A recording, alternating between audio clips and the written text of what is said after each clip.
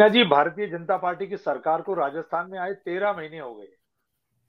और 13 महीने से, जहां 13 महीने पहले जब विधानसभा के चुनाव हुए तो भारतीय जनता पार्टी के तमाम छोटे बड़े नेताओं ने लंबे चौड़े वायदे करके राजस्थान की जनता को बरगला के, नौजवानों को बरगला के सत्ता हासिल कर ली।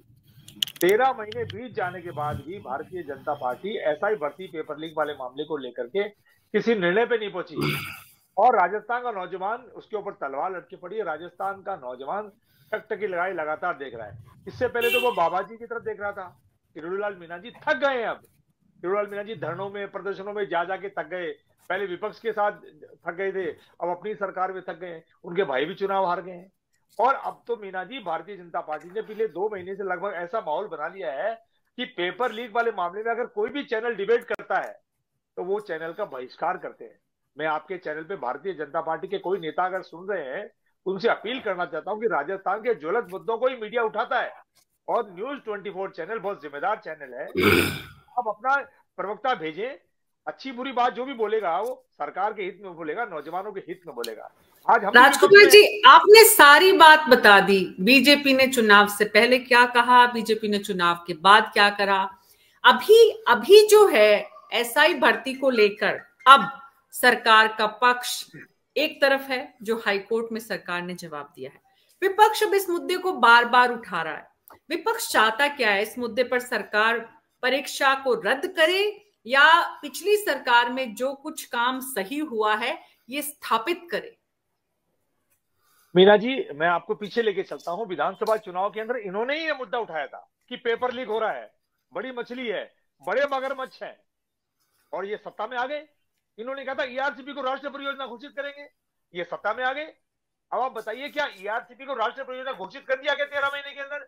गोल मटोल कर दिया उसको, गोल मटोल कर दिया। और ऐसे ही जो पेपर लीक वाला मामला है, इसको भी सरकार गोल मटोल कर रही है। राजस्थान के नौजवानों के हित में स्पष्ट नहीं बोल रही है। अगर बड़े मगरमच्छ है तो पकड़िए, बड़ी मछलियां हैं तो पकड़िए। बल्कि मीना जी, सबकी जमानत हो रही है, सबकी जमानत हो रही है। और जमानत होने का प्रोसेस होता है 4-6 महीने तक। अगर सरकार अपने वकीलों के माध्यम से अगर अगर अच्छे से अगर कोर्ट में पैरवी नहीं करेगी तो जमानत तो न्यायालय देगा ही ना। तो जब जमानतें मिलती जा रही है और जिन मुद्दों को लेकर आप सत्ता में आए थे, उन मुद्दों को राजस्थान के नौजवान टकटकी लगाए देख रहे हैं। मैं कांग्रेस पार्टी के विपक्ष में होने के नाते मैं भारतीय जनता पार्टी से, सरकार से अपील करूंगा कि आप जिन मुद्दों को लेकर सत्ता में आए थे, 4 साल का समय बचा है, कोई बात नहीं, आप जैसे भी हो राज कर लीजिएगा।